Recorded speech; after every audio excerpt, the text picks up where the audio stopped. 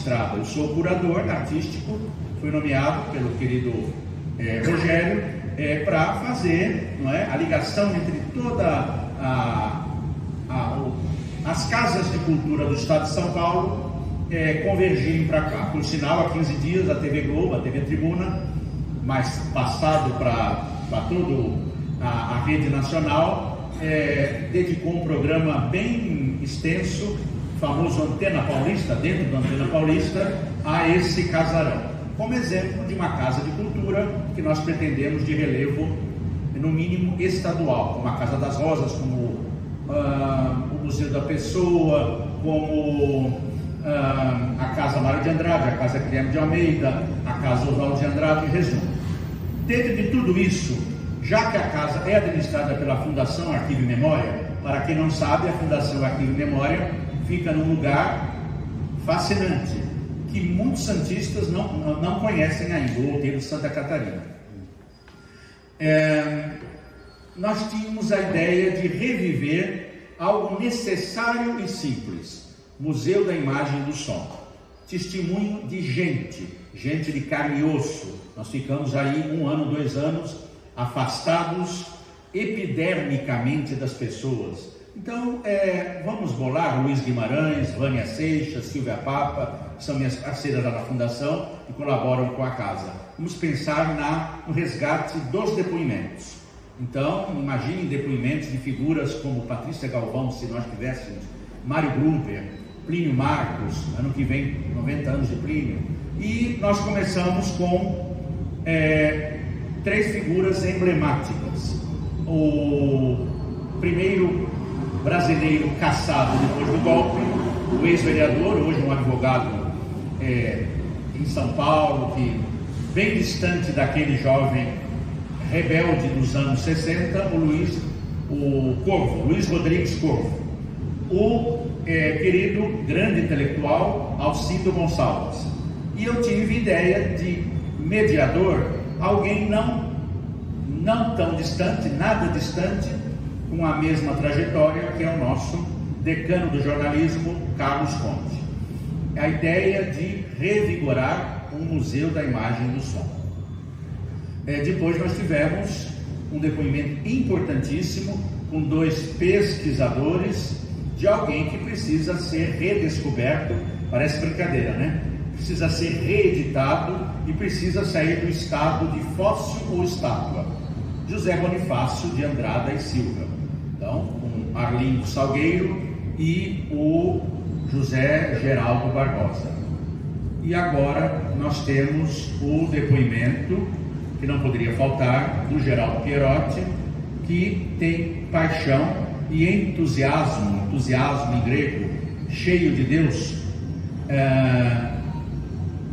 pela arte popular de raiz realmente brasileira, que ainda resiste e tem toda uma ancestralidade que precisa ser revista e iluminada, focada.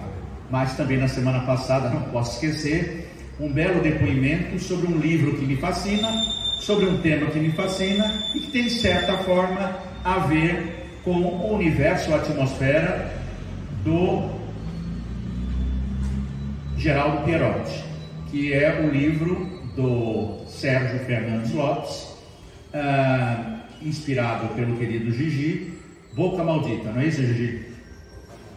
Que fala sobre a importância internacional de um espaço de boemia que ainda em Berlim, ainda em Barcelona, é tido como referência, digamos, de similitude da noite como propiciadora de grandes espetáculos, de grandes encontros, de grandes orquestras, de grandes músicos, intérpretes, que foi a Boca de Santos dos anos 20 até os anos 70.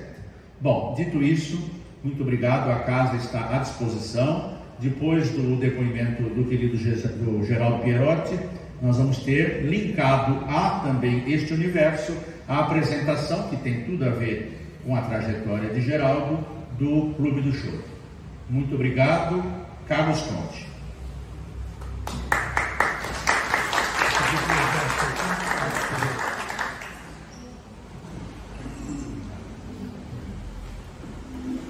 Boa tarde a todos. Ontem à noite, o Geraldo e eu estivemos num evento muito importante, a posse do Flávio Viegas Amoreira na Academia Santista de Letras. Nesse evento, o Flávio fez um discurso antológico, monumental.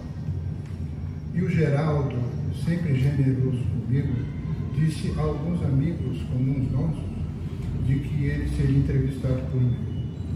Eu vivo perseguindo essa glória há muito tempo, mas os deuses do jornalismo e da literatura ainda não me concederam esse privilégio.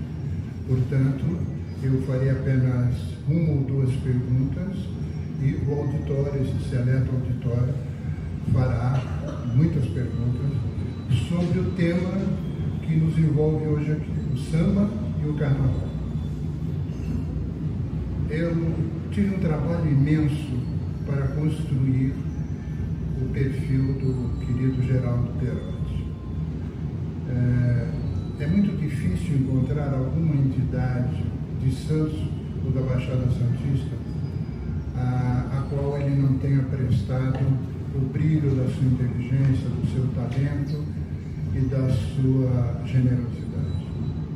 Eu acho que eu nunca tive tanto trabalho e nunca terei, porque é imensa a biografia do Geraldo, imensa e qualificada.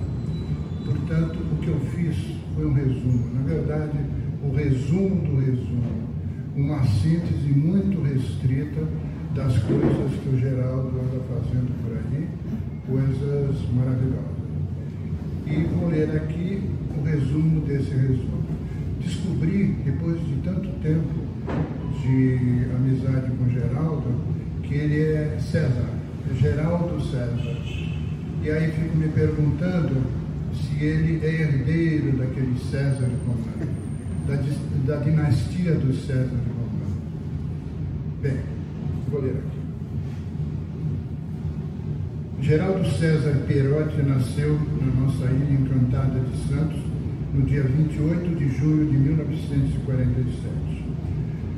Quando ele nasceu, eu já tinha 7 anos e andava por aí tentando versejar, tentando imitar um futuro que seria consubstanciado nos versos magníficos do Flávio Amoreira.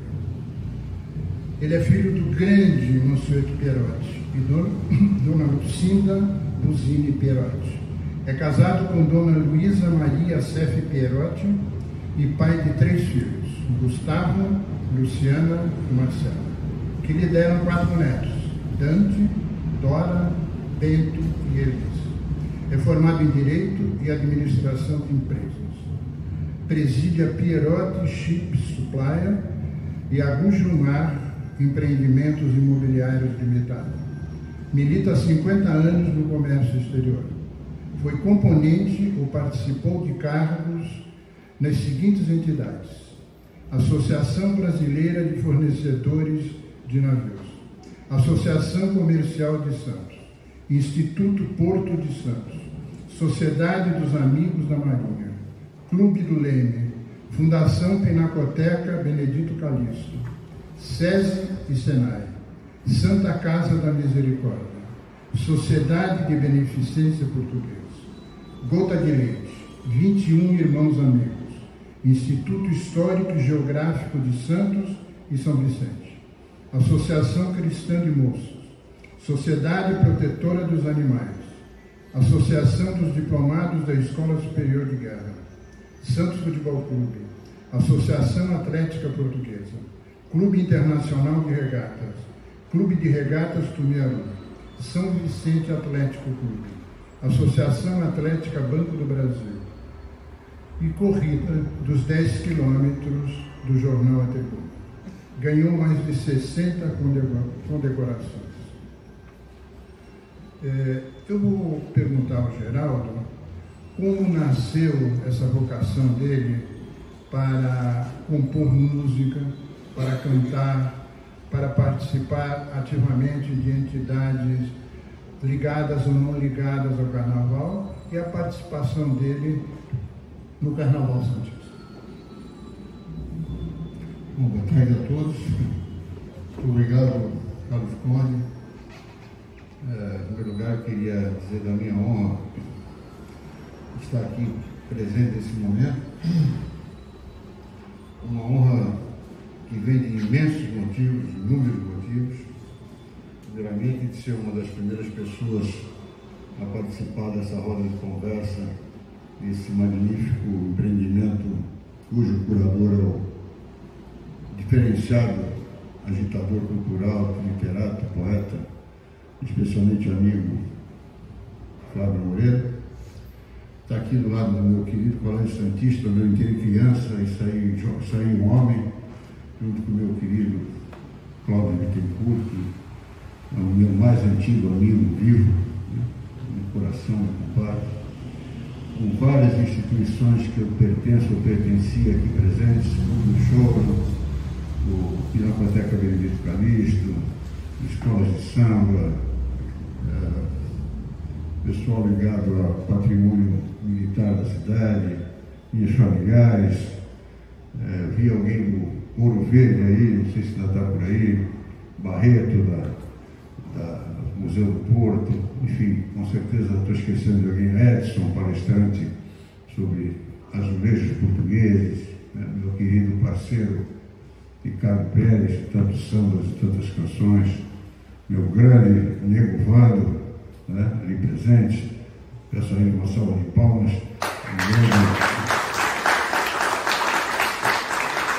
um grande ritmista, que ele não gosta de ser chamado de ritmista, mas de surdista, né, que tocou nos originais do samba durante muito tempo, viajou pelo mundo inteiro com aquele grande conjunto original de samba, que para minha honra faz parte da gravação do primeiro samba enredo gravado em Santos, que é de minha autoria. Nego Vando era o ritmista, enfim.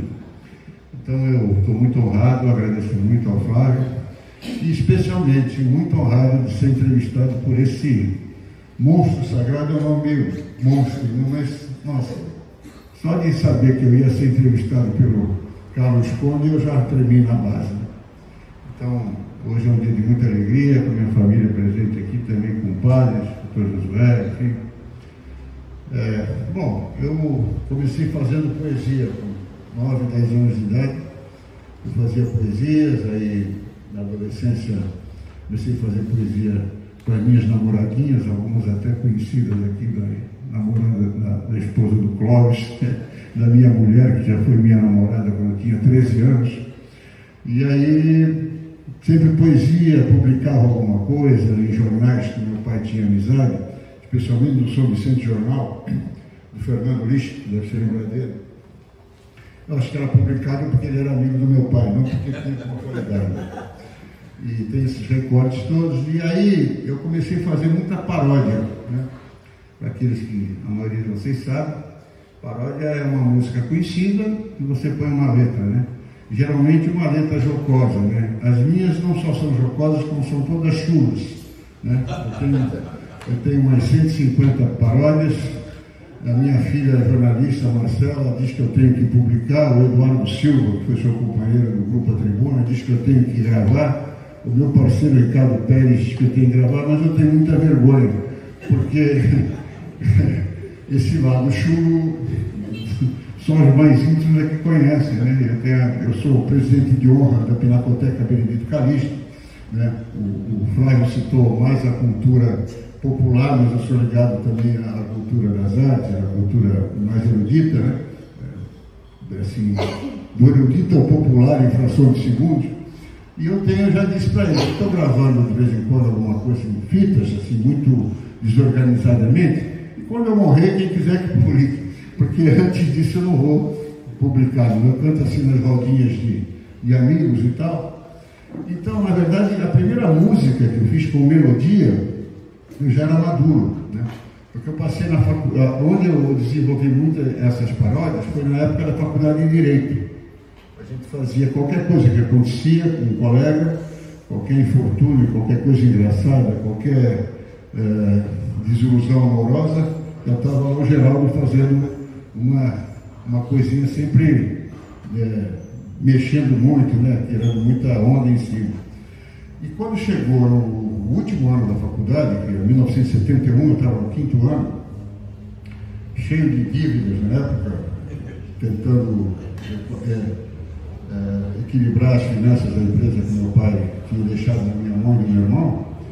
Eu me lembro que eu estava indo para o Banco do Brasil. Naquela época, a compensação do banco era feita às 10 horas da manhã, né? Até meio-dia. Então você dava um cheque, o cheque caía no banco, aí você ia lá no gerente, cobria com outro cheque de outro banco, para que ele não ficar no vermelho, e no outro dia assim. Então eu trabalhava com 10 bancos. Eu ficava 30 dias girando sem ter dinheiro. Num dia desse eu estava indo com o sol de dezembro na cabeça, atravessando, não esqueço disso, atravessando a Itororó, pela General Câmara, aquele pedacinho que a Itororó não tem saída, que é a igreja, fundo da Igreja do Carmo, em direção ao Banco do Brasil, que a empresa ficava na Martim Afonso. E me veio assim: 5 anos são passados, foi como vento, bate-papos, brincadeiras, foi um bom tempo, canto, choro e desespero, não querendo admitir, e para mim chegou a hora do adeus, eu vou partir. E veio a ser o estribilho de um hino de despedida que eu continuei compondo naquele dia, né? Fiz 6 estrofes, e então foi a primeira vez que eu além de letra e paródia, eu fiz uma melodia inédita que poderia fazer o início da minha carreira como compositor, né? Aí à noite eu cheguei na faculdade, chamei os companheiros, mostrei aquilo, especialmente para o meu querido compadre Gilberto Franco Silva Júnior, cuja viúva está aqui presente, e aqui eu presto a ele uma homenagem, porque durante muitos anos isso virou o hino da Faculdade de Direito, foi tocado pela banda da Polícia Militar, no Cine Poranga, no Coliseu, onde fosse feita a cerimônia de formatura, tocava-se o hino da faculdade. E sempre de autoria, melodia e letra de Geraldo César Perotti. Mas é preciso, eu sempre que eu tenho tido oportunidade de uns anos para cá, dizer que, na verdade, e hoje, isso eu aprendi com o meu atual parceiro, Ricardo Pérez, que parceria, se você colocar uma frase na estrofe, ou colocar um compasso musical que melhore aquela obra, aquela pessoa passa a ser seu parceiro, né? Normalmente um faz a letra, outro faz a melodia, outro faz metade, outro faz outra metade, tem vários tipos de parceria. Mas há aquelas em que você faz mais e o companheiro faz um pouco menos, mas não deixou de melhorar a sua obra. E isso nunca foi dito, e eu tenho dito muito. Gilberto é meu parceiro nessa música, né? Eu sempre tenho, agora recentemente, no livro do Vladimir, aquele desembargador de Santos, que fez um livro sobre a Faculdade de Direito. Vladimir Passos. Perdão? Vladimir Passos. Exatamente. Eu dei um depoimento sobre a minha turma, ele me escolheu para falar da minha turma de 71, e eu falei sobre isso. Então essa foi a primeira música que eu fiz. Em função disso, eu fui fazer faculdade de administração, e como aquelas paródias ficaram nos meus contemporâneos, meus calouros, né, 4º, 3º, 2º ano, e aquele hino marcou demais, porque foi tocado pela banda da Polícia Militar, no Coliseu, aquela coisa toda, eu saí da faculdade com fama de compositor, né? Na verdade só tinha feito aquela música. E aí o Hércules Góes, que era meu calouro, a Maria do Carmo Guerra Vítima, deve se lembrar dele, é da sua turma, Maria do Carmo? Que foi vereador, né? Chamava ele de Grade, lembra disso? Ele teve a ideia de fazer a banda da Casa Amarela. E eu já estava fazendo a faculdade de administração de empresas nas ciências econômicas da Unisant. E ele foi lá me pedir para fazer a música da banda da Casa Amarela.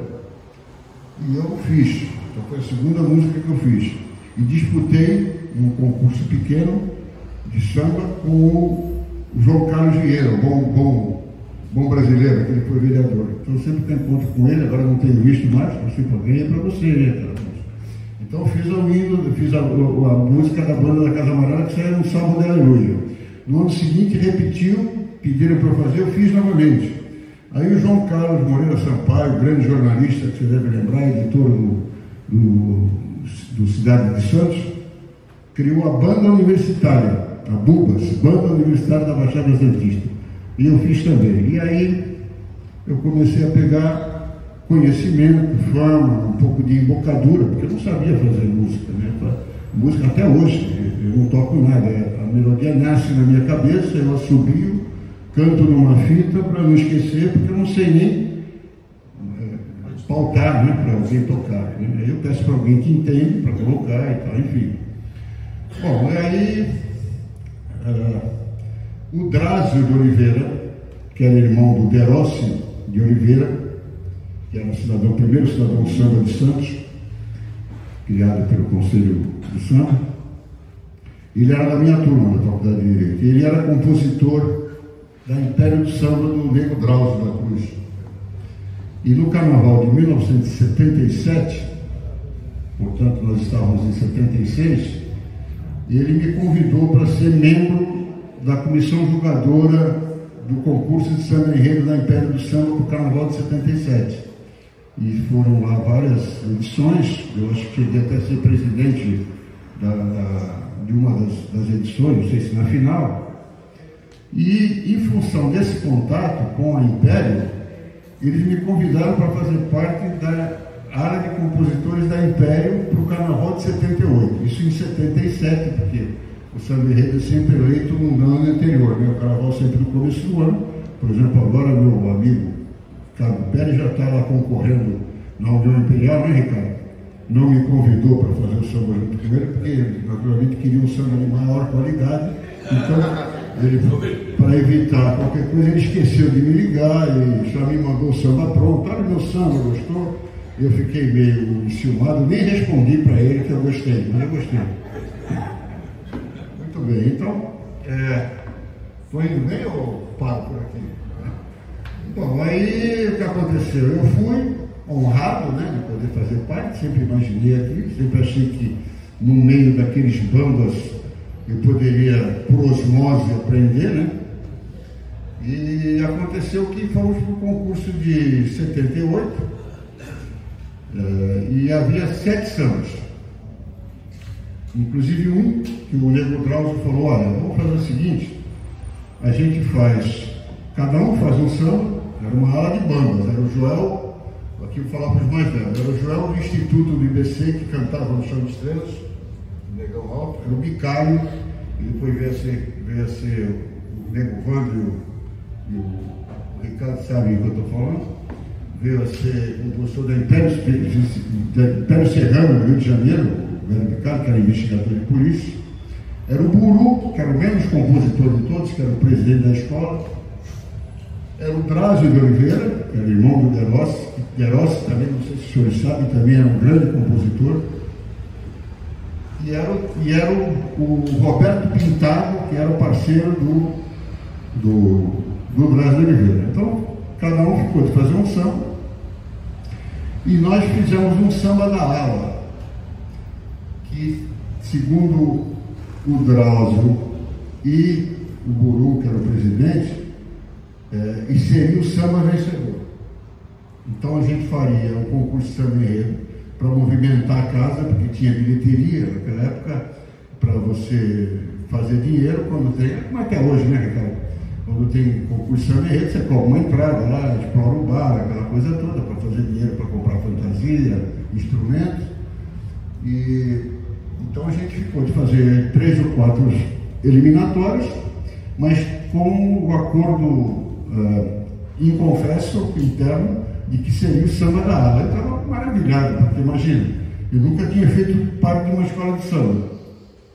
Eu ia fazendo meu samba indo para a avenida, ainda com parceria de outros 6. Na primeira participação minha como compositor, aquilo para mim era uma glória, né? É que nem quem está na Olimpíada pela primeira vez que fica contente com uma medalha de bronze. Eu estava honradíssimo, né? Concordei, cara. Acontece que quando chegou na primeira eliminatória, o meu samba foi muito bem, porque o Nego Wilson, que era o chefe da bateria, que era o pupilo do Nego Drauzio, eu estou falando aqui para os mais antigos, você com certeza lembra, o Ricardo não era nascido, o Vando sim, com certeza, Nego Wilson era um sambista de primeira, estivador, como o Drauzio da Cruz, também, né? E sambista de primeira categoria, era o príncipe do rei Drauzio, né? O Nego Wilson gostou muito do samba que eu fiz, que era sobre o livro Os Pastores da Noite, de Jorge Amado. O enredo era um enredo criado pelo Carlos Pinto, que foi secretário da Cultura de Santos. Na época ele também era da ala de compositores, e então era sobre o livro Os Pastores da Noite. E então o Nego Wilson, quando ouviu os 7 sambas, ele adorou o meu samba. E sem ser, digamos, venal, a verdade é que quando o meu samba entrava, a bateria dele tocava mais forte. Ele não prejudicava os outros, mas ele me beneficiava, né? Então, quando entrava o meu samba, a bateria tocava mais, dava mais vibração na quadra e tal. E o meu surdo tocou bem mais forte. Hein? O meu surdo tocou muito mais forte. Eu queria saudar aqui a presença do Jadir Muniz, que acaba de chegar, que é o Cabo Moro de Samba dos Santos,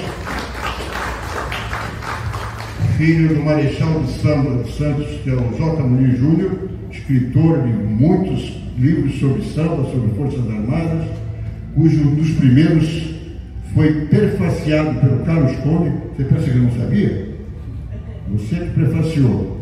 E é o legítimo herdeiro do J. Muniz Júnior, que criou o Dia de Samba em Santos, que é comemorado todo dia 2 de dezembro, no quilombo do Pai Felipe, que fica na beira do Monte Serra, ali dentro das instalações da CET.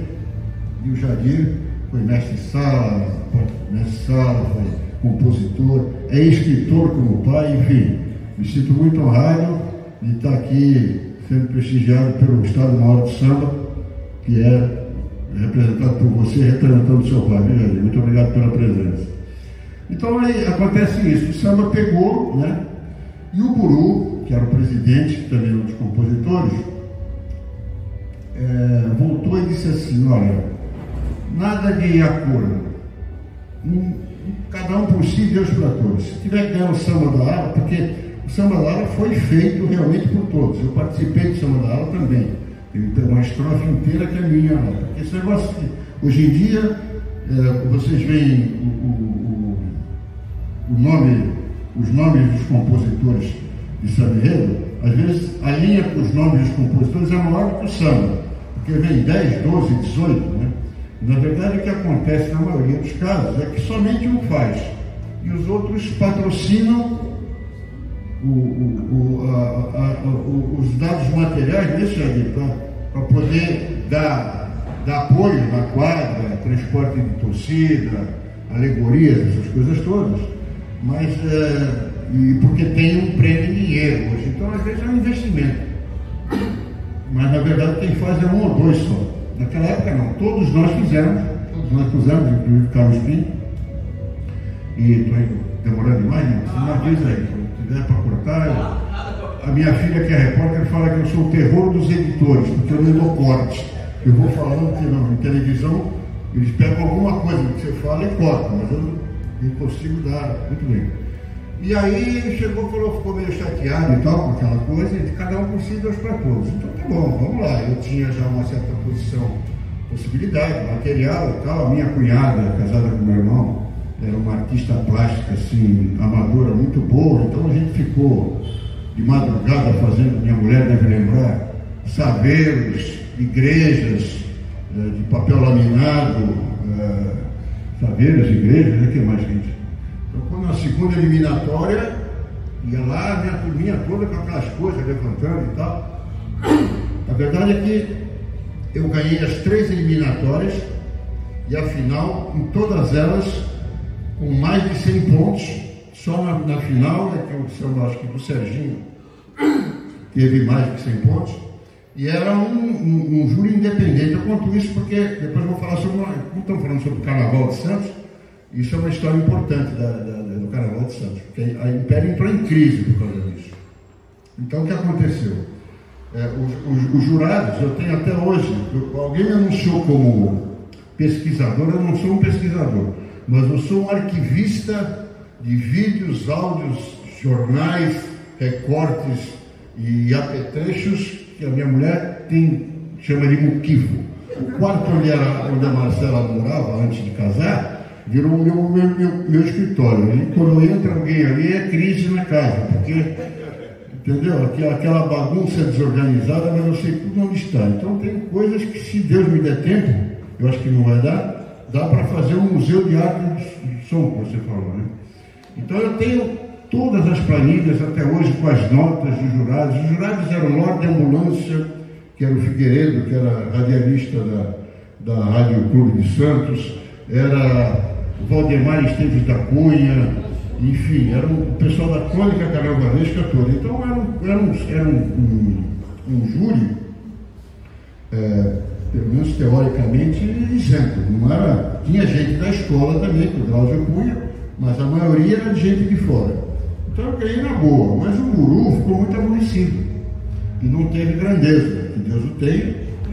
O Guru foi dono da Cachaça Brasil, vocês devem lembrar disso. E ele ficou muito aborrecido e largou a administração da escola e foi tocar na bateria. Deixou a escola na mão do Bolonha, que era o vice-presidente, lembra do Roberto Bolonha, que era assessor da Câmara Municipal de Santos? Então isso fez com que a escola chegasse na avenida com dificuldades grandes e tal, de organização, de carros alegóricos, enfim. A gente foi muito mal. A gente só não caiu no segundo grupo, porque naquele ano a Unidos do Boqueirão estourou o horário de desfile, e eles tiveram uma punição de pontuação que acabou nos permitindo ficar no primeiro grupo, porque a Império era para ter caído naquele ano. Bom, acho que vou parar por aqui, porque se não parar de... Não sei se alguém quer fazer alguma pergunta, se eu continuo. Bom, então eu vou continuar. Então, quer falar? Por favor. Eu achei que você tinha dado uma parada para poder fazer pergunta. Posso fazer uma pergunta? Claro. Qual a sua influência, assim, de gostar desse jeitão de compor música, paródia, na música brasileira? Essa pergunta me gratifica muito. Muito obrigado. Olha, eu fui criado na Vila Matias. Eu sou de família simples, humilde. Meu pai era um operário, um homem empreendedor que teve a coragem de montar uma empresa. Só tinha terceiro ano de primária. Minha mãe tinha até o ginásio, costurava para fora para ajudar o meu pai. Eu morei na Vila Matias até os 11 anos de idade, 10, 11 anos de idade. Estudei em escola pública, no grupo escolar do Dr. Cesário Bastos, e eu morava na rua Antônio Bento 73.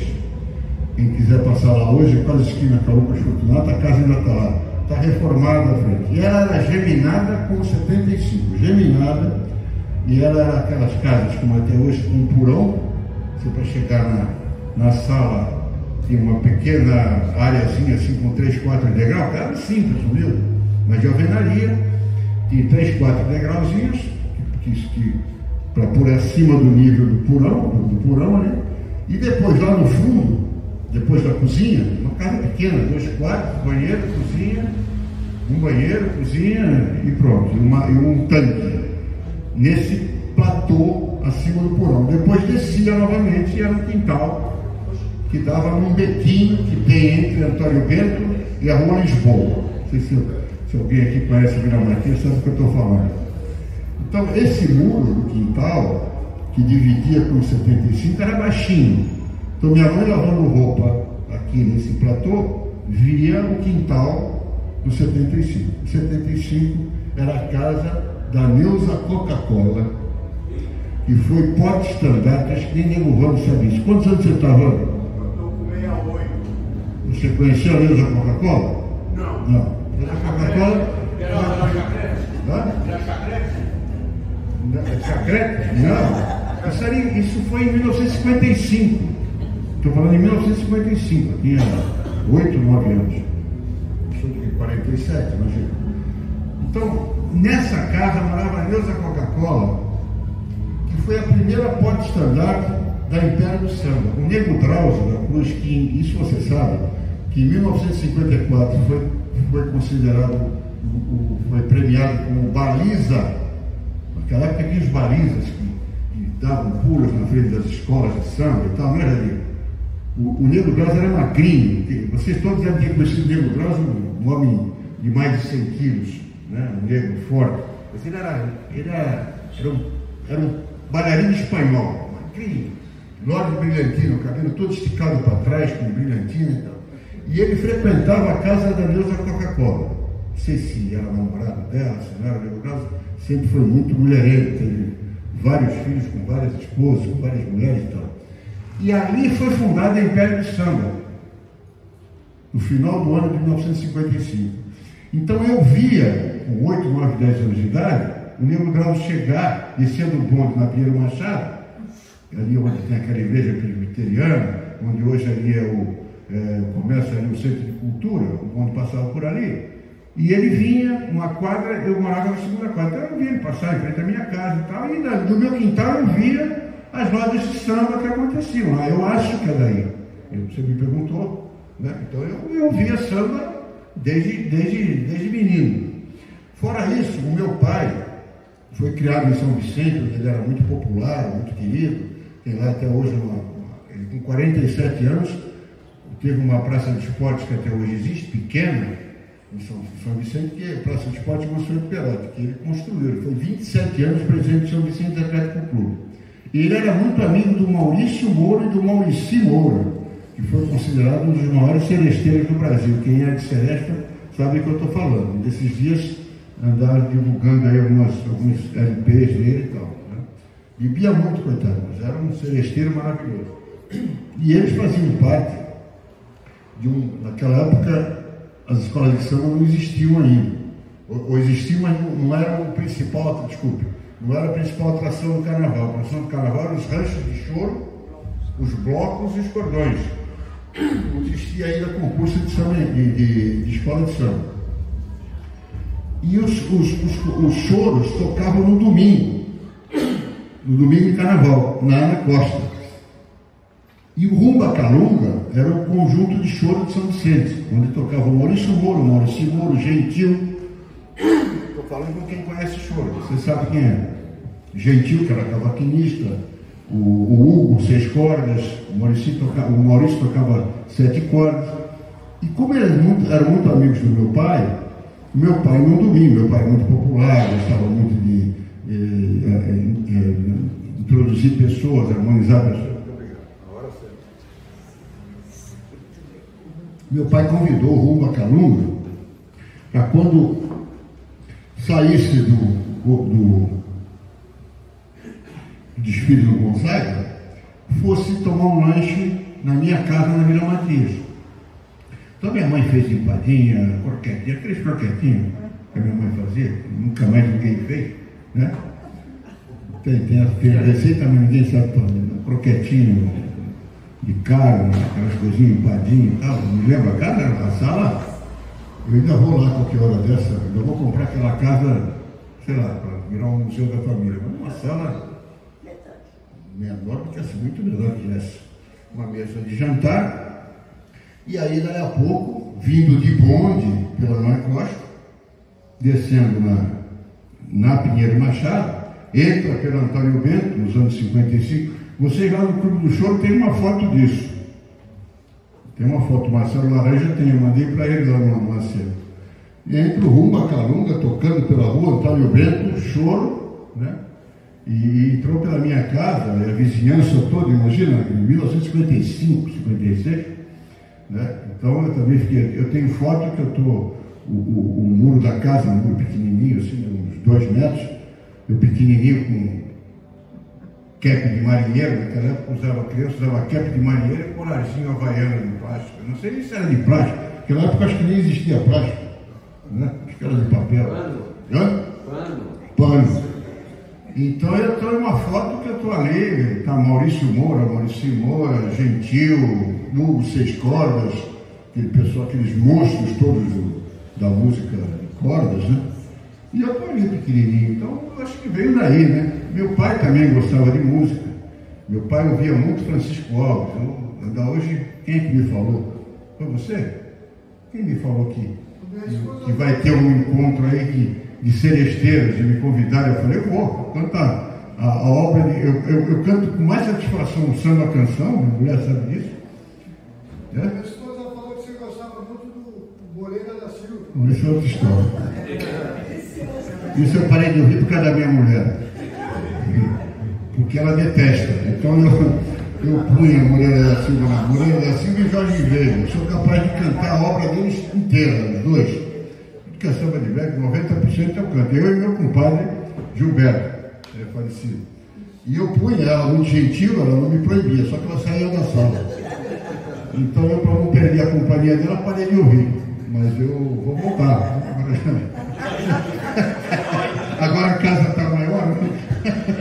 Tem fone de ouvido. Então é isso. Meu pai ouvia muito Francisco Alves, Silvio Caldas, Orlando Silva. Eu também adoro isso, né?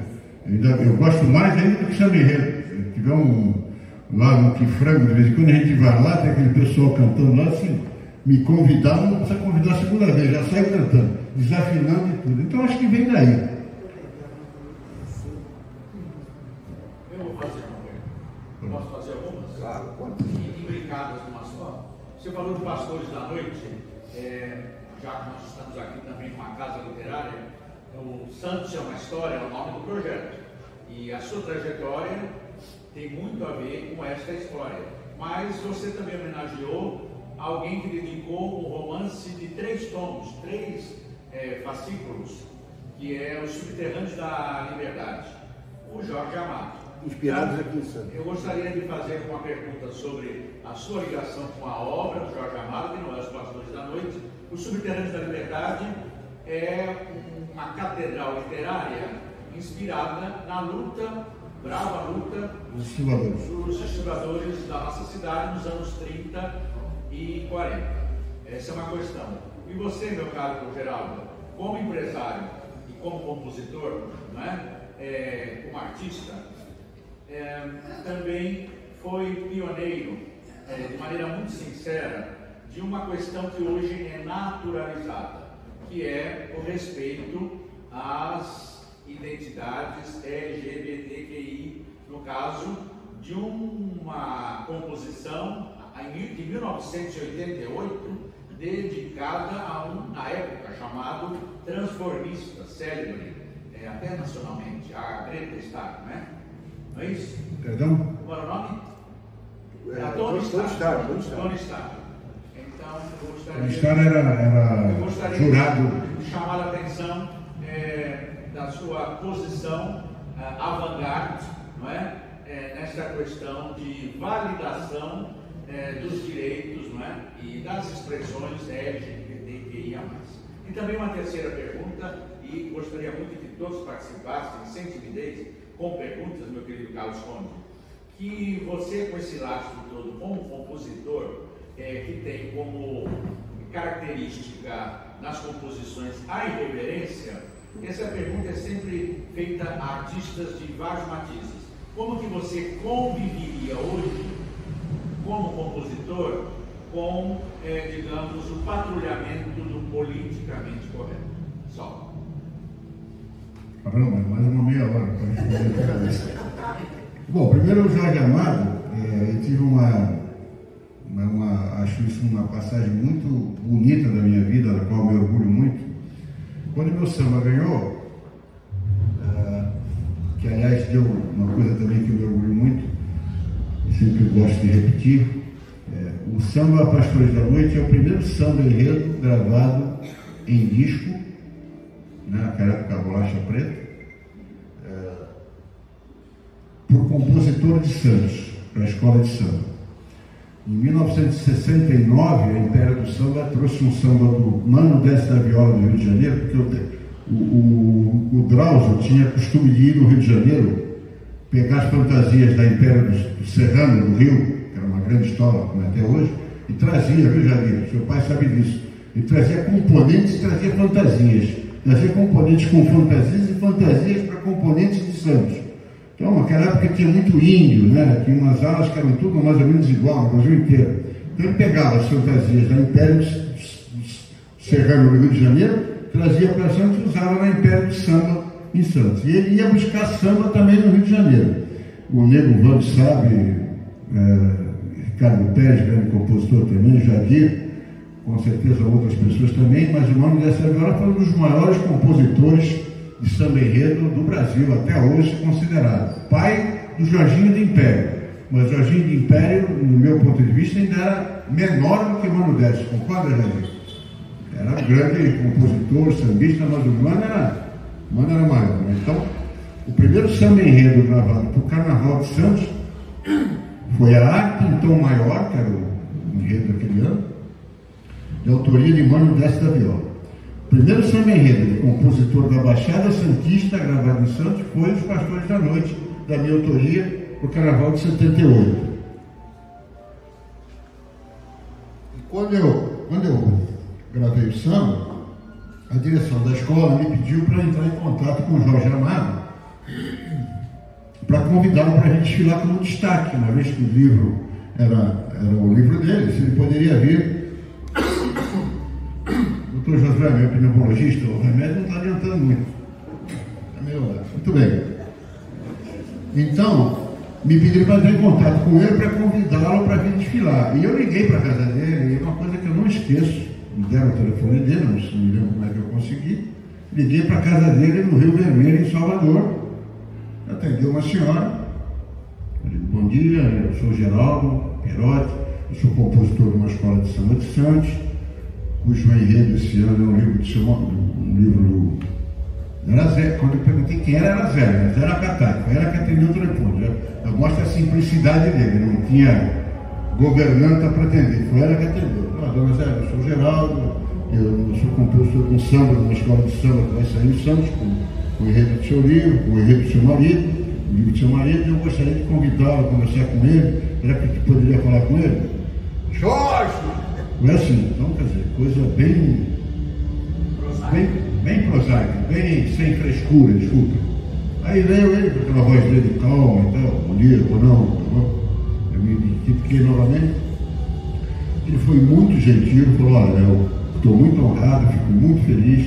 Infelizmente, não sei se ele tinha um compromisso no exterior, eu não poderia desfilar, mas gostaria de saber como vai a escola. Quero que o senhor, por favor, me mande vários exemplares do disco. Eu gostaria de divulgar o samba aqui na Bahia. Enfim, eu falei com ele 2 vezes por telefone. E nessas idas e vindas eu mandei o disco para ele. Ele mandou dizer que o disco tinha sido tocado muito na Bahia, nas rádios da Bahia. E depois eu mandei dizer que a escola tinha ido mal. Infelizmente, ele falou que eu não me abatesse, que não importava era estar participando da história, ter feito.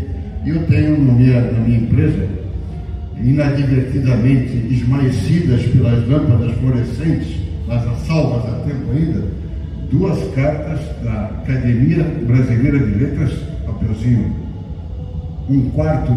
metade de A4, sei lá, 1/3 de A4, desse tamanho assim, Academia Brasileira de Letras, assinado por Jorge Amado. Então, isso está no meu acervo, né? Isso foi de uma alegria muito grande. E aí ele disse que foi muito tocado lá, elogiou, seu samba é muito bonito, muito obrigado, faz muita justiça ao livro, enfim. A segunda coisa é sobre estar, né?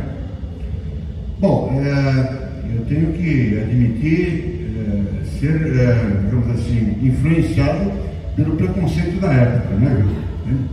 Eu também... Fruto do contexto. Eu, em 78, o meu filho... 78 não, o samba do Tony Starr é de 1988. Então, o meu filho é de 76, né, Luiz? Meu filho tinha 12 anos. Meu filho mais velho. Um jovenzinho. O Tony Starr, para quem não sabe, ele era um transformista.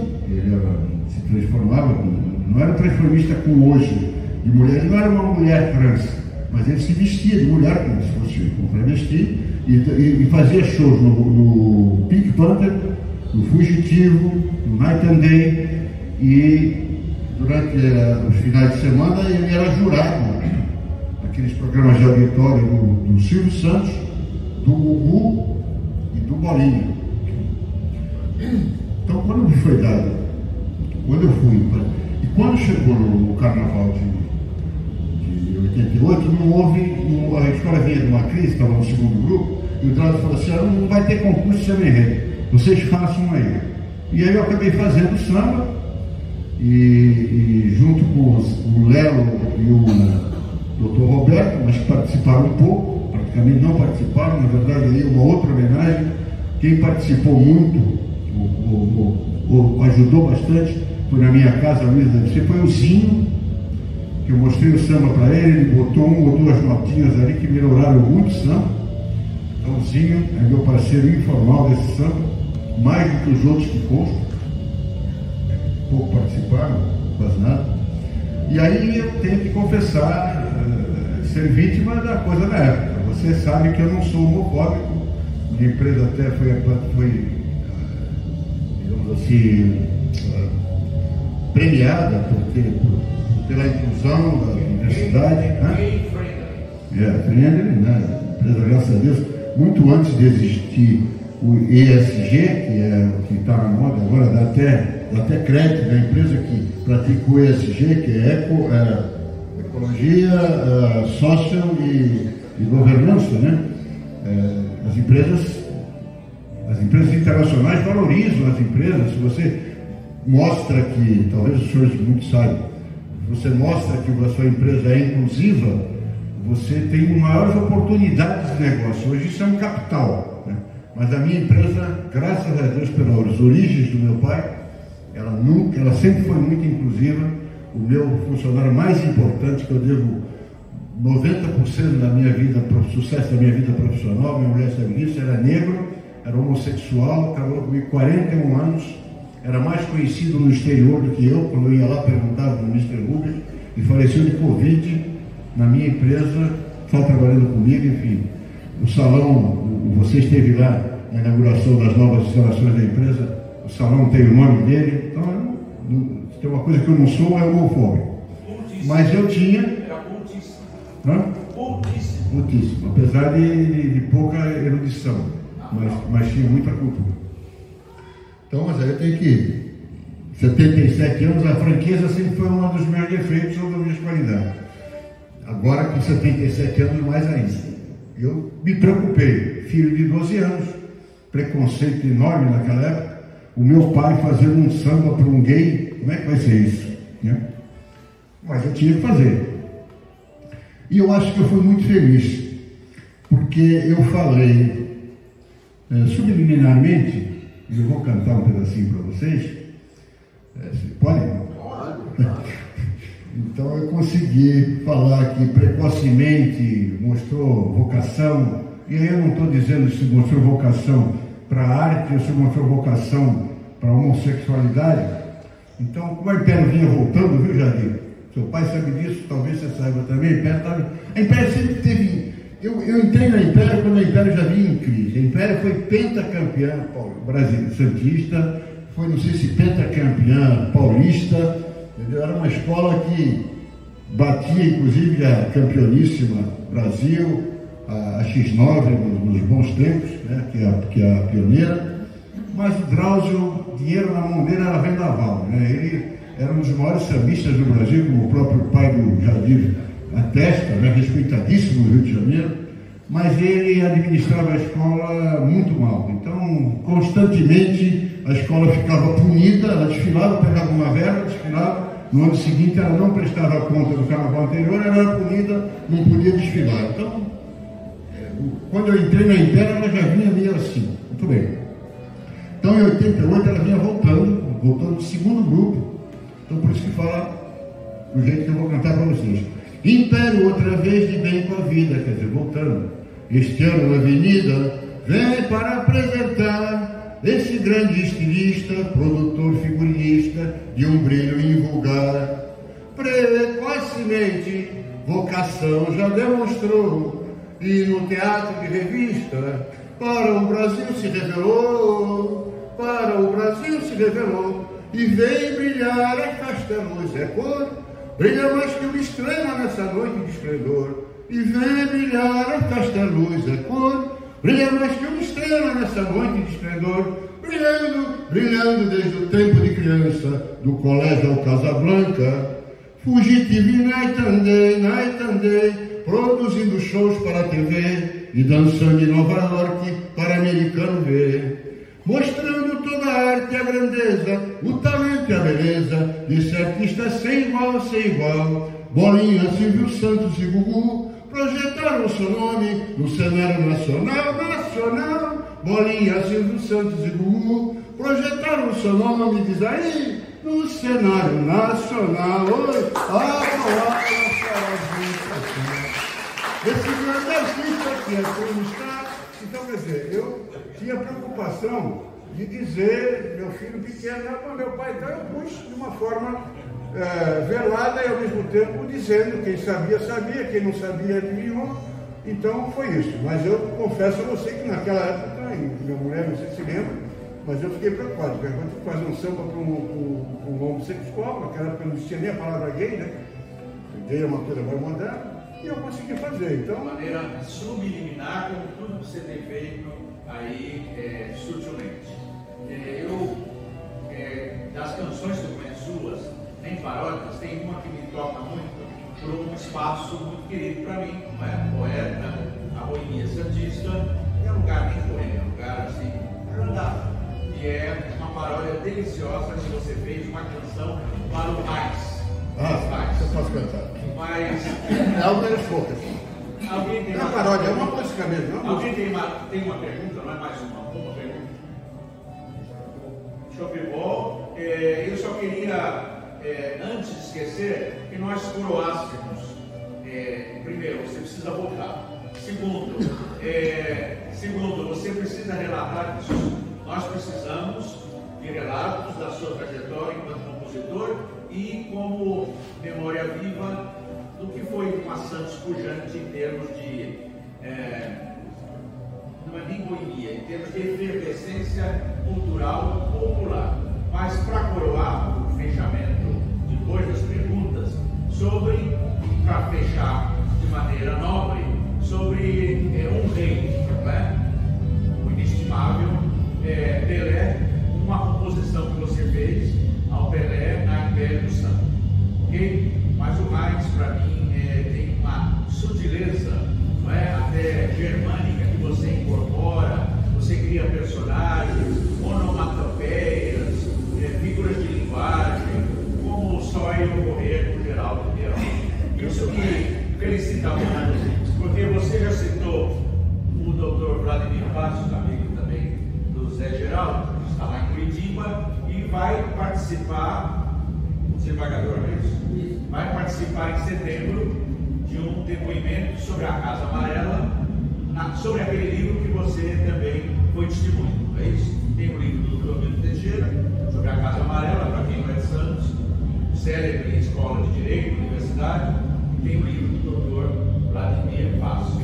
Mas eu nunca me esqueço de um notabilíssimo jurista paulista, que foi amigo de Mário de Andrade, do Dr. Aloysio Álvares Cruz, do Carlos Gomes, meu professor. Inesquecível, doutor comercial, né? Nildo Serpa Cruz, que faleceu aos 100 anos, que era uma figura onipresente na Praça Independência. Peraí, você falou o Aloysio ou falou o Serpa? O Nildo era professor de Direito Processual. Fizeram sócio. O Nildo Serpa Cruz, que faleceu aos 100 anos, eu me sinto frustrado por nós, na época, não termos um projeto como esse Santos Chama História. Porque ele tinha muita história para contar sobre o direito brasileiro, não é? E ele foi seu professor. E no alto da sua erudição, o doutor Nildo Serpa Cruz, de memória, cantava burlescas, trovas e paródias que o ex-aluno Geraldo Pierotti havia cometido. Okay? Se eu não gostava, eu não posso cantar. Bom, mas não quero esquecer do Pelé. E alguma pergunta, por favor? Não é bem uma pergunta, Geraldo.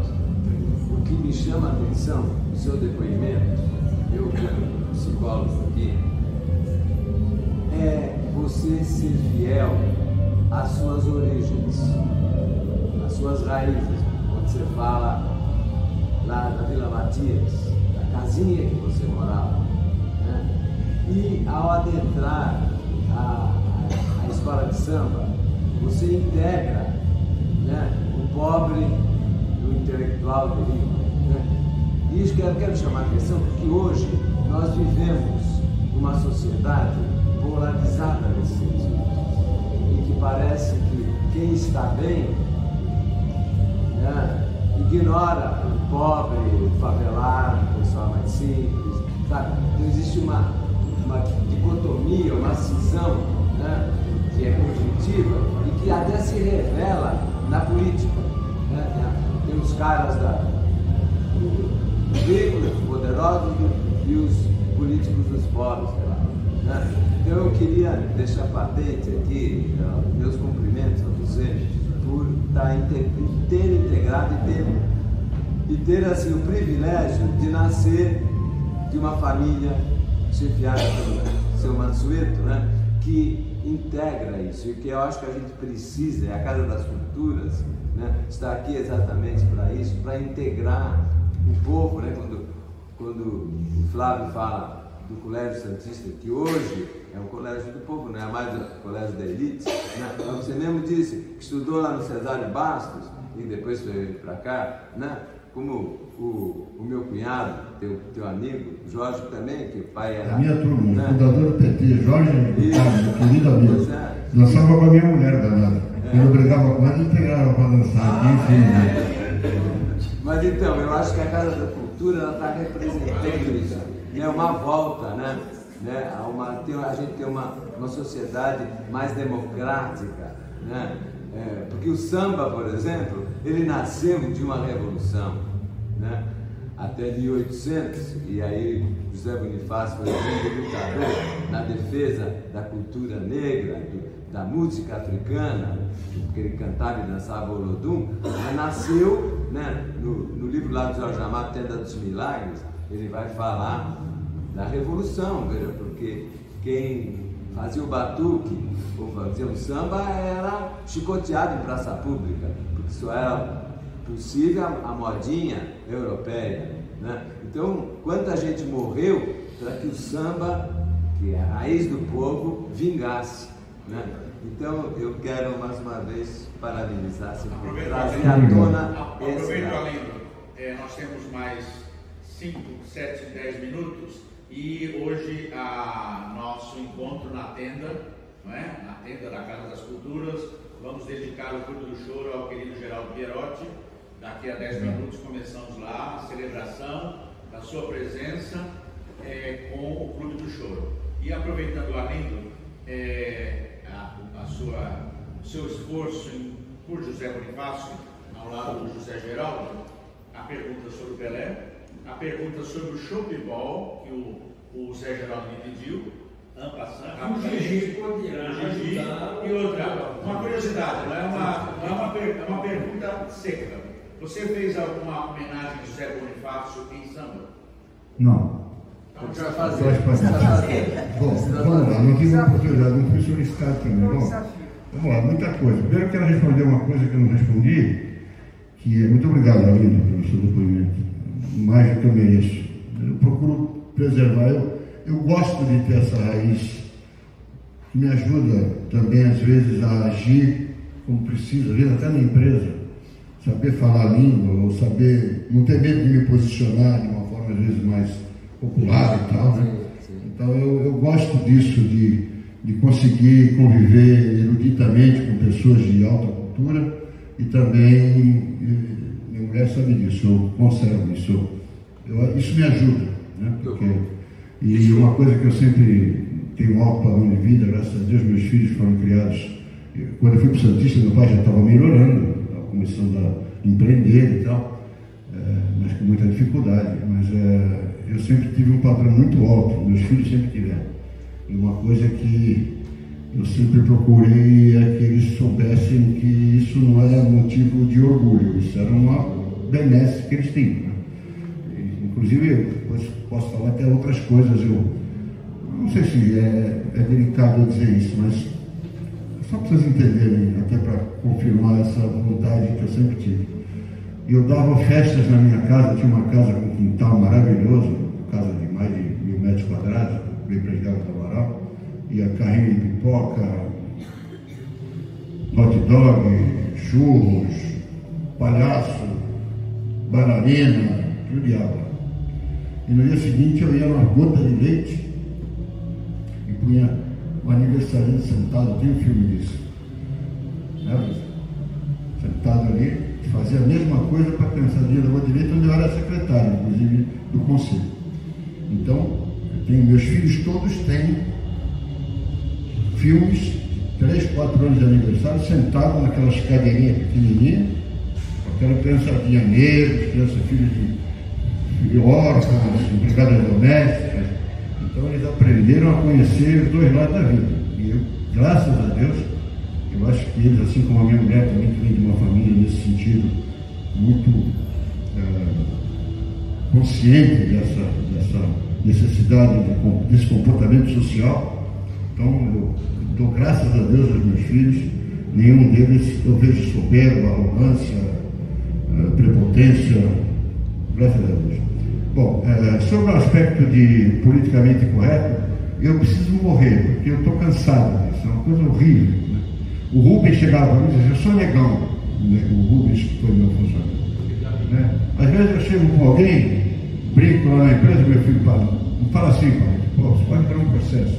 Mas caramba, né? Qual é a diferença de falar ô neguinha linda ou falar ô loirinha bonita? Você pode falar ô loirinha bonita, não ofende. Quando você fala ô neguinha linda, você pode ser preso. Então é uma coisa que ficou chato isso, né? Eu entendo que é como uma mulher também que foi subjugada milenarmente, né? E quando ela se independencializou, eu acho que passou do, né? Tem mulher, você vai abrir a porta e ela fala: você pensa que eu não tenho braço? Você vai pagar uma conta? Por quê? Você acha que eu não posso pagar minha conta? Então é uma coisa chata, né? Eu não sei nem como é que hoje os jovens conseguem tentar entabular um namoro. Porque tudo pode ser considerado assédio moral, assédio sexual. Então, quer dizer, um colega de trabalho chegar para o colega: puxa, que saia bonita, puxa, como você é bonita, onde pode nascer um casamento e uma família. Então, eu não sei como é que eles fazem também, porque se chegar alguma reclamação, eu despeço, porque a empresa não pode ser conivente. Aconteceu já na empresa isso. Mas eu acho politicamente correto chatíssimo, chatíssimo. Né? A graça perdeu a graça, né? Você vê quantos skates gay, Lafronte, e quanta gente, Jô Soares, né, Capitão Gay, aquilo não era nem isso, todo mundo, né, aquilo não menosprezava, aquilo dava, assim como fazia do político, fazia todo mundo. Então hoje não tem mais humor, não tem mais nada, é tudo politicamente incorreto, é tudo patrulhamento, então eu detesto isso. Então, felizmente eu estou aposentado, eu já não faço mais paródia nem nada, ou não as canto mais. Mas, bom, Chantepol e Pelé. Bom, Pelé é um equívoco. Eu não fiz a música para o Pelé. O Pelé me homenageou quando eu fui campeão do samba de 78. O Samir, nós tínhamos um membro que era de Marbarba, que era muito amigo do Pelé, e o Samir gostava muito da Império, e eu não tenho muito tempo. Então eles resolveram levar o Pelé para me entregar o troféu de vencedor num sambão para fazer dinheiro. O Pelé foi. Eu tenho até uns vídeos aí, não sei se você chegou a ver. Mas ele, envergonhado de só me entregar o troféu que a escola me entregaria, quer dizer, ganhei num dia, aí marcamos um mês depois Samba do Rei, presença do Rei, para fazer bilheteria. E ele ia entregar o troféu para mim. Só que ele, talvez assim, um pudor de não levar nada, ele me levou um quadro dele, dedicado, e me levou uma moeda, que ele mandou fazer, uma medalha muito bonita. E o Borges, naquela época, não esse Borges que hoje é fotógrafo da Clara, mas o Anésio Borges, que era fotógrafo da Tribuna, que apareceu, ele falou: Geraldo, eu conheço a carreira do Pelé desde que ele chegou no Santos.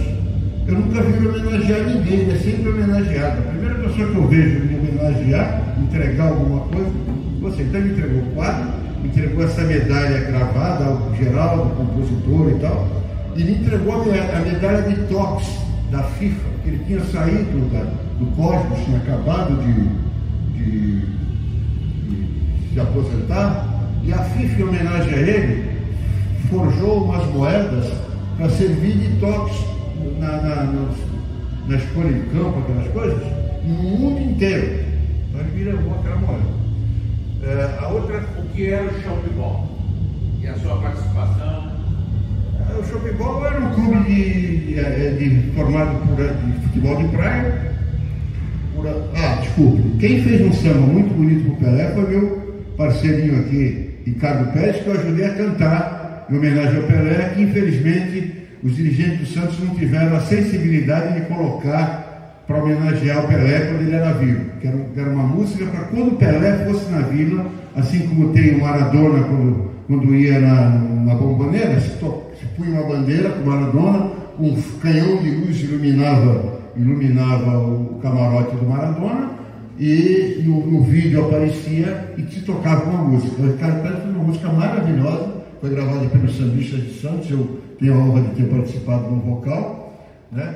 Mas na época os dirigentes não tiveram a sensibilidade de colocar isso, e nem até hoje poderiam colocar, em homenagem, como se ele estivesse presente em espírito, é tocada. Música lindíssima, muito bem gravada pelo meu talentoso parceiro Ricardo Pérez, que eu não consigo acompanhar. Veja que ele fez um samba agora, nem me convidou para fazer com ele, porque eu ia estragar o samba dele. Muito bem. Então, o Shopee-Ball era um clube formado por desembargadores, juízes de direito, advogados, promotores e ex-jogadores de futebol. E a gente jogava contra a gente mesmo todo sábado à tarde, só no final do ano que a gente jogava contra os veteranos do Santos, contra os veteranos da Portuguesa Santista. E ali era um senadinho, porque aí tinha o Fabiano, que foi deputado, tinha o Bonavides, que era presidente da Câmara, tinha o Milton Lopes, que foi presidente da Prodesão, Chico Guimarães, que foi dirigente da Prodesão. Então aquilo, tinha vereadores. Então, quando terminava o ball, né, que era na praia, a gente ia para o Hugo Saravá para tomar chopp. E aquilo era como se fosse um senadinho, os políticos iam lá, tinha o Paulo Barbosa, o Geraldo Taquinho, entendeu? Eles iam lá no sábado para lutar com a gente, às vezes para resolver algum assunto da semana. Era um pessoal politicamente muito forte. E futebolisticamente também, porque ali jogou Edivar, que jogou no Santos, Clodoaldo, Negreiros, vários ex e aspirantes, como o Roberto Berrana, que foi um bom jogador, que foi aspirante do Santos, o Bariri, que foi juiz, o Pérez Toledo Pesa, também foi um grande jogador, o Marcos, que jogou na ponta direita do Corinthians, na seleção brasileira, enfim. E aí eu fiz o hino também, junto com o Chico Guimarães, e tem ali paródias, né, do Gigi, por exemplo, se for cantar aqui, de Moraes Alves já tem 84 anos de vida dele, né? Bom, eu queria terminar dizendo uma coisa, antes eu queria, não me perguntar, mas eu gostaria muito de falar. Mas eu tenho uma pergunta antes, então me dê a pergunta. Seja breve, porque nós temos uma homenagem do Grupo do Foro ao querido Geraldo Pereira. Eu me segurei até esse momento. Diga, Escandão. É o seguinte, eu venho aqui não para elogiar o Geraldo, eu venho aqui para dar uma reclamação, que eu estive fazendo uma palestra. Eu fiz uma palestra no Exército junto com o Coronel Secomandi, e ele me fez uma gravação humilhante dizendo que eu não tinha pago, que eu estava comendo a comida do Exército, eu e o Coronel Secomandi. Eu não posso engolir isso até hoje. Você mandou isso em vídeo para mim, eu tenho para que vocês digam quem é esse indivíduo que me humilhou quando eu lá estive no Exército. Você se deu por feliz porque eu não divulguei a paródia que eu fiz sobre isso. Não, por favor, vai. Bom, eu queria dizer uma coisa importante, que é até para fazer um agradecimento ao Ricardo Pérez e à minha esposa. Obrigado. Eu sei. Nós vamos cantar a parada depois dele. Ele vai ter que ir embora. Então, vamos lá. Então é o seguinte, eu tinha uma mágoa muito grande na minha vida. Um dos sambas que eu considero mais bonitos da minha carreira, que eu fiz sozinho, era a história do samba. Me dá mais 5 minutos. É homenagem para mim. Eu abro mão da homenagem. Isso é importante. Do choro. Sim. Ele consegue. Tá. Vamos lá. É só o seguinte. O enredo do seu pai, viu, Jardim? Enredo de J. Nunes Júnior, A Deusa de uma Raça. A história da palavra samba. Existem várias versões para isso. Uma delas é que samba seria uma deusa na África, para a qual os nativos batucavam e dançavam antes de ir para a caça, pedindo proteção, e faziam o mesmo na volta para agradecer o sucesso na caça e a incolumidade da saúde, não terem se acidentado, não terem sofrido nada. Então, seria a deusa samba, e aquela música, aquela dança acabou se tornando o nome do ritmo, samba, né? E eu fiz um samba que eu adorava, né? Foi no Carnaval de 88, de 86. E naquele ano, que foi o segundo ou terceiro disco de samba enredo, de LP de samba enredo, que eu sem falsa modéstia, me arvoro um digamos assim, dos motivadores daquilo, porque eu estou pressionado pelo tempo. Não, fica tranquilo. Isso é importante eu dizer aqui, que é uma coisa importante. Então,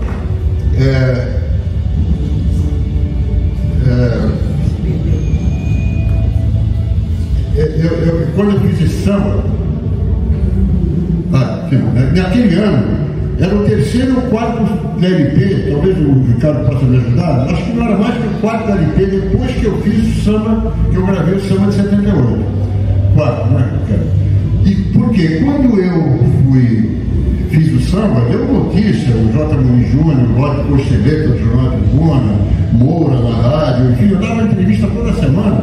Poxa, como é que você conseguiu? Eu disse, olha, se eu conseguir, se a Império conseguiu, eu consegui patrocínio. A cidade tem muito mais condições de conseguir. É um absurdo o Carnaval de Santos não ter um LP de samba enredo, né? Nós precisamos ter um LP de samba enredo, a prefeitura precisa liderar isso e tal. Enfim, quando começou, eu acho que em 82 foi o primeiro, 84 foi o primeiro LP, então 78 demorou ainda 6 anos para sair. Quando chegou em 86, então 2 anos, era o segundo LP. O que aconteceu? O Nego Drauzio, quem conheceu, ele era uma metralhadora verbal. Ele saía, atacava todo mundo, falava, aquela vozeirão dele, aquele barrigão dele, tal.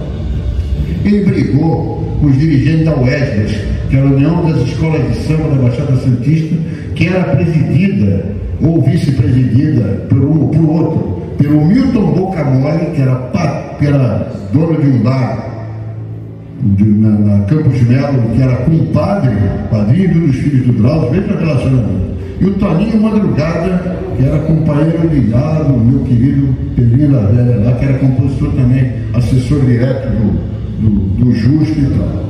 E o Drauzio foi para a Rádio Cacique e detonou a UESBAS, que era presidido por eles, falando que eles entendiam muito era de bingo, que ele tinha estado no bingo na X9 e que estava tudo muito bem, tinha uma pessoa que cantava bem articulada, tinha feijão, tinha cartela para todo mundo, estavam distribuindo os prendes, os brindes, todos com muita correção. Então ele queria cumprimentar o UESBAS, que entendia muito de bingo, mas que samba, que se tivesse entendido de samba, viesse falar com ele, Drauzio da Cruz.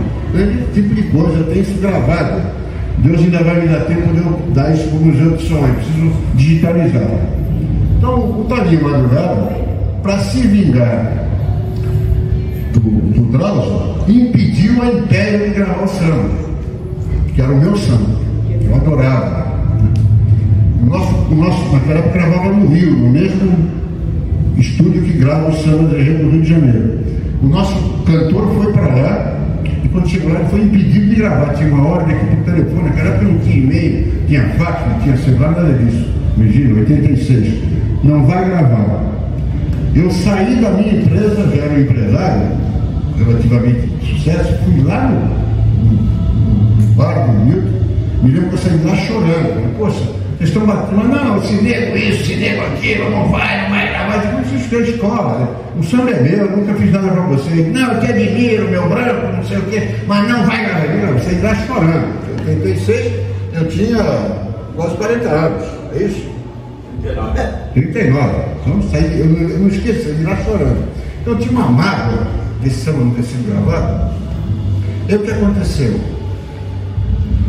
Um dia, quando eu fiz, quanto foi? 60 anos, a minha mulher, sabendo disso, eu já era parceiro do Ricardo Pérez, o Ricardo já produzia algumas coisas, sem eu saber, ela chamou o Ricardo e falou assim, eu queria fazer um presente de aniversário para o Geraldo. Eu queria gravar aquele samba, aquele, é emocionante. E o Ricardo, muito competentemente, com tudo que ele faz, chamou Santaninha, Pedrinho da Velha, Léo, Rafael Laranja, Didi Gomes, todos os meus amigos de São Batuarte, e cada um gravou um pedacinho, fizeram uma gravação maravilhosa. E quando você estava lá, não estava, Cláudio? Estava lá, foi no Cine Libanês, uma festa a 200 pessoas lá, concurso feitiço, uma festa bonita. Quando terminou aquele negócio de escala da vida lá, aquela coisa que passa, né? A gente fazendo a primeira comunhão, casando, aquelas coisas, e eu já estava emocionado, aí entra um vídeo. Esse vídeo depois eu vou disponibilizar para vocês, tem no meu YouTube, uma sessão gravada que até hoje me emociona falar disso. Então eu queria aqui fazer uma homenagem a você, Ricardo, por ter atendido a minha esposa, a competência com que você fez isso, e a minha querida mulher, que teve a sensibilidade de me premiar com isso, que é uma coisa inesquecível. Você não canta, não? A culpa é dela. Canta aí pra gente. Diga lá. Canta pra gente. Vim a bordo dos negreiros e desembarquei no norte, mas cresci e fiquei forte no meu Rio de Janeiro, que a seata me embalou e me fez conhecida da massa. Sou a dança da umbigada, eu sou a deusa de uma raça. Sou a dança da umbigada, eu sou a deusa de uma raça. Eu sou folclore, sou batuque, euforia. Sou ladainha, remeleixo, alegria. Eu sou folclore, sou batuque, euforia. Sou ladainha, remeleixo, alegria. Mas eu venho do solo africano. Sou sagrado e profano e também ritual. Sou a unidade de um povo, a folia promovo e não tenho rival. Mímica, gingue, trejeito, eu sou cheio de jeito e dou vida ao carnaval. É um prazer me apresentar. Meu nome é samba, abram alas para eu passar. É um prazer me apresentar. Meu nome é samba, abram alas para eu passar.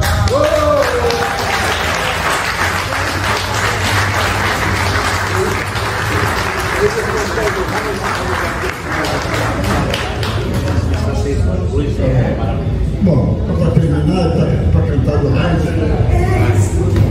Agradecer meu querido Carlos Gomes, por favor. O Heinz é assim, o Heinz tinha dois garçons, o Dito e o Horácio. E ele ficava sentado naquela redoma que tem do caixa, que existe. Aliás, viu, Maria do Carmo, na minha turma, nós fechamos o Heinz uma noite e elegemos um conjunto da faculdade. Fechamos o Heinz e fizemos aí um desfile lá para eleger Então vamos lá. Então o Heinz ficava sentado no caixa, fumando um charuto, aquela cara dele de alemão. E aí uma noite lá, aquela estudantada toda, porque ali saíram muitas paródias, né? Mas essa não é uma paródia, essa é uma música original. Aí eu fiz assim, quem estava ali, porque essas paródias todas também tem muita participação do Gilberto, do Hélio Agostinho, do Paulinho Rocha Soares, enfim, é tudo atribuído a mim, mas eu só dava o início e eles me ajudavam a terminar. Então assim, o Heinz estava sentado, fumando o seu charuton, o Dito e o Horácio falaram. Escuta quem seu alemão. Heinz, joga pra lá o fumaça. Heinz, mas que brincadeira sem graça. Aonde eu jogo fumaça, ninguém tem nada a ver com isso. Seu Dito e Horácio que tratem e cuidar muito bem do serviço. Heinz, joga pra lá o fumaça. Heinz, uma rodada de graça.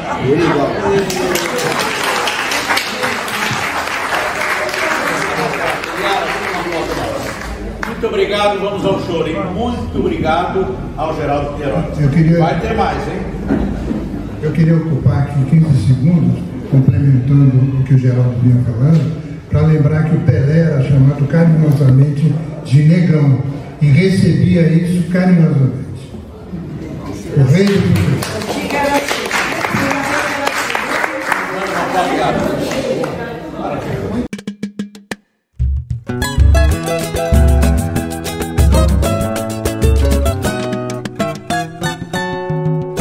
Vim a bordo dos negreiros e desembarquei no norte, mas cresci e fiquei forte no meu Rio de Janeiro. Dia cia também falou e me fez conhecida da massa. Sou a dança da umbigada, eu sou a deusa de uma raça. Sou a dança da umbigada, eu sou a deusa de uma raça. Eu sou folclore, sou batuque e euforia, sou ladainha, remeleixo e alegria.